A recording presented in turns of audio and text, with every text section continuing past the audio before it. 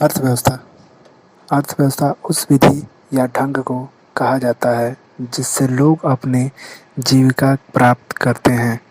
सरलतम शब्दों में जीविका प्राप्त करने के ढंग को अर्थव्यवस्था कहते हैं। अर्थव्यवस्था को मुख्यतः 3 भागों में बांटा गया है: आर्थिक क्रिया के आधार पे, कार्य के आधार पे और स्वामित्व के आधार पे।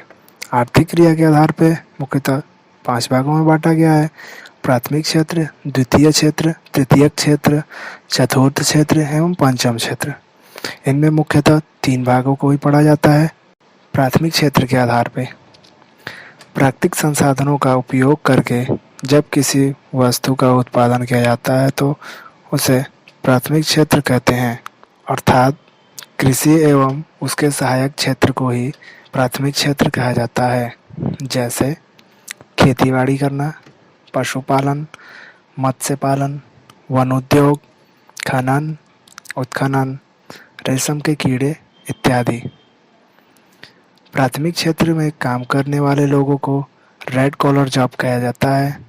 द्वितीय क्षेत्र प्राथमिक क्षेत्र से प्राप्त कच्चे माल का मूल्यवर्धन करके जब उत्पादन किया जाता है तो उसे द्वितीय क्षेत्र कहा जाता है, जैसे निर्माण, गैस, बिजली एवं जल आपूर्ति से संबंधित उद्योग इत्यादि आते हैं।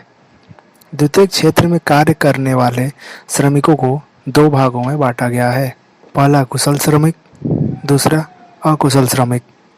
कुशल श्रमिक को वाइट कॉलर जॉब के नाम से जाना जाता है, जिसमें विभिन्न तकनीकों को और इंजीनियरों को शामिल किया जाता है, जबकि अकुशल श्रमिक को ब्लू कॉलर जॉब के नाम से जाना जाता है, जिसमें मजदूर वर्ग आते हैं।